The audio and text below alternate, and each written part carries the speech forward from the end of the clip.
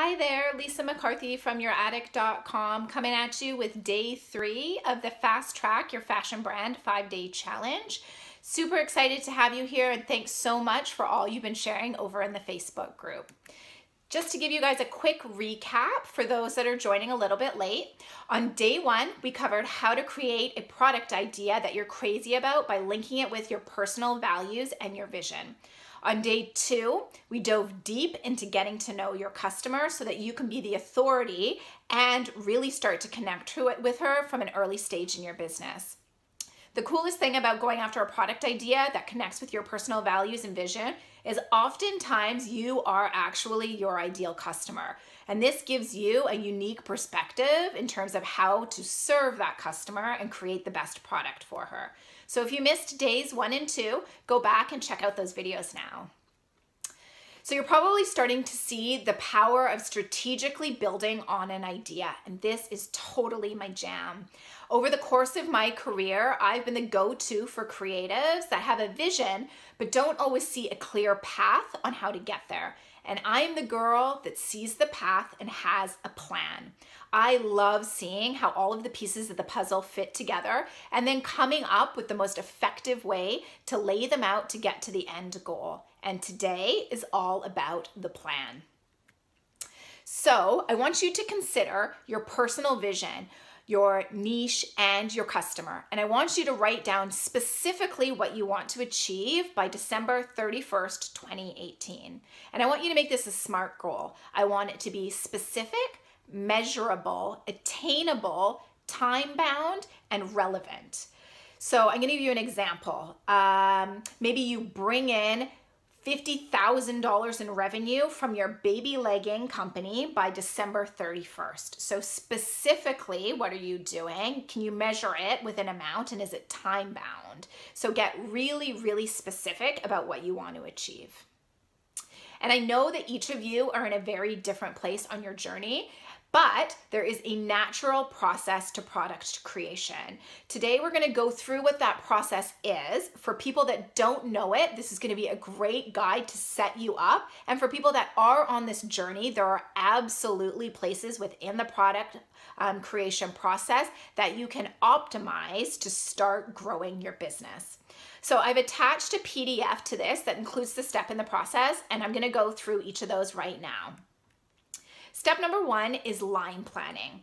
So this is creating a list of all of the styles that you plan to make in your collection. It should be very specific. So what fabrics do you want to use for each of them? How much do you want to sell them for? What is your target cost so that you could actually be making a margin that supports your business? When do you want each of those styles to deliver? How many colors do they come in? Get super specific about each of those items in your plan. It's really important for you to set your intention up front, but then also be flexible as things change over the product creation process. Step number 2 and 3 are closely tied together. Raw material sourcing and finding a factory partner to make your product. From the perspective of raw material sourcing, this is where you're starting to look for the right fabric supplier and the right trim suppliers to make your product. You're going to want to consider where they're located, how much those materials cost, how much you want to buy. Can they actually give you the order quantities that you're looking for, as well as, is this something that you're going to want to buy over and over and over again? And are you working with the right supplier to be able to do that for you? Step number 3 is finding a factory partner. It's really important, and something that often small businesses forget, to find a material supplier that is close in proximity to your factory supplier. This is going to save you a ton of time in shipping and also a ton of money in shipping. So if you can find 2 that are close together in proximity, that's going to be super helpful for you, but there are a bunch of other things to consider when you're looking at a factory. And number 1 is, do they have the machinery and capability to do the product that you're looking for? You're also going to want to make sure that your factory is working with customers that do orders around the same size as you, or if they don't, at least to understand what their upcharges are going to be to work with somebody that's a little bit of a smaller player. It's also really, really helpful for you to think about where you want your brand to be 2 to 5 years from now, so that you are working into the vision of what you want to be and you're not constraining yourself and working with a supplier that you're only going to be able to work with for the next 6 months. Step number 4 is the design process. So this is where you actually start to bring together all of the pieces of what you want your style to look like. So you're going to be doing your first sketch. You're going to be buying samples that maybe have a sleeve that looks like what you want. You're going to be thinking through all of the details in your garment, how the neck is going to be constructed, where the pockets are. This is really creating your vision of what that product is going to look like. Once you have that idea of what it looks like, you're going to need to have a tech pack created for that. So that is step 5, tech pack creation. And what a tech pack is a technical drawing of what that garment looks like from the front, from the back, and any important inside construction, like how your pockets are constructed or what the lining looks like on the inside. And there are specific people that are trained in doing these technical illustrations that can help you out with doing this piece of work if it's something that's not your expertise.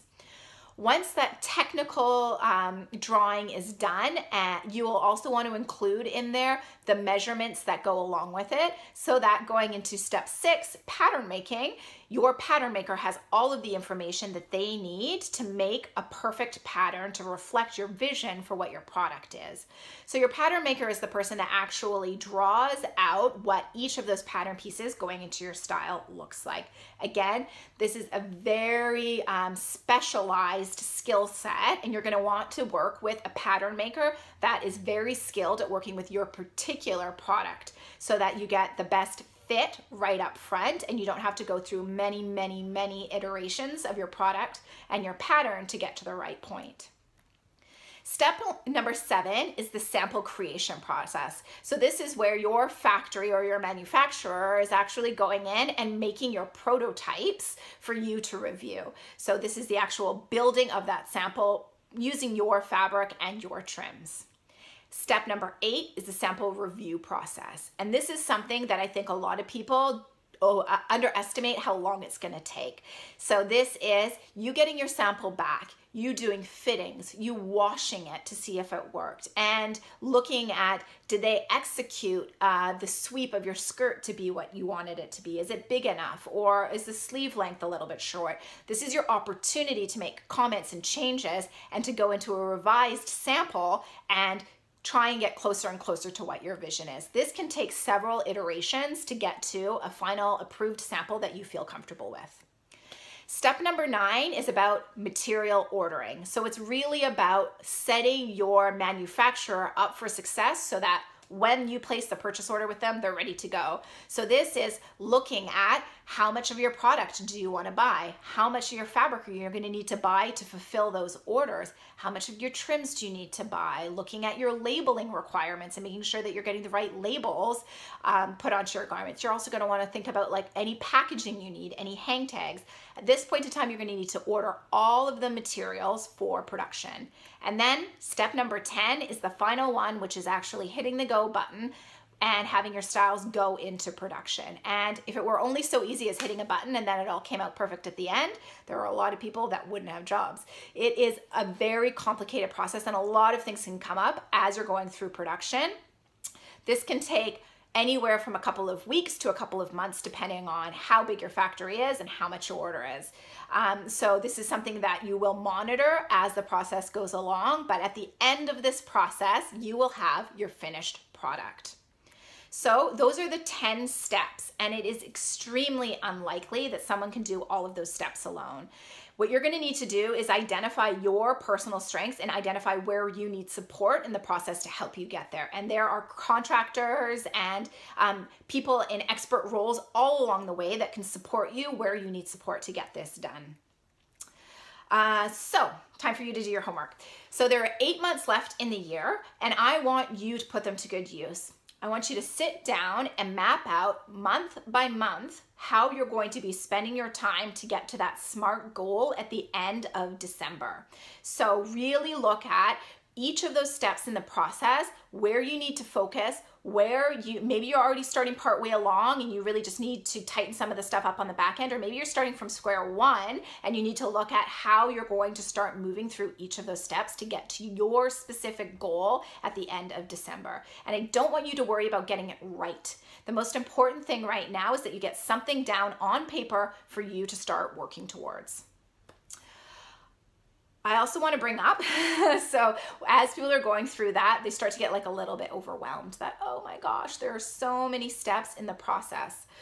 And what I want you to keep in mind is the more complicated your product is, the more complicated your process is. So if this is the first time that you are going into this, you're probably going to want to start with either something that is less complicated or outsource a lot of the more complicated work. So just to give you guys some ideas of things that are less complicated, you're going to want to go for things that don't require a significant amount of pattern making and a very specific fit.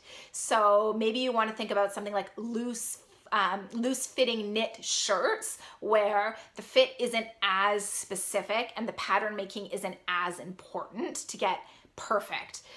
Or maybe think about some simple accessories like a scarf or a little pouch where you can start to hone your skills on what this whole process looks like without doing an overcomplicated process. You're also just going to need to bring in experts where you need support.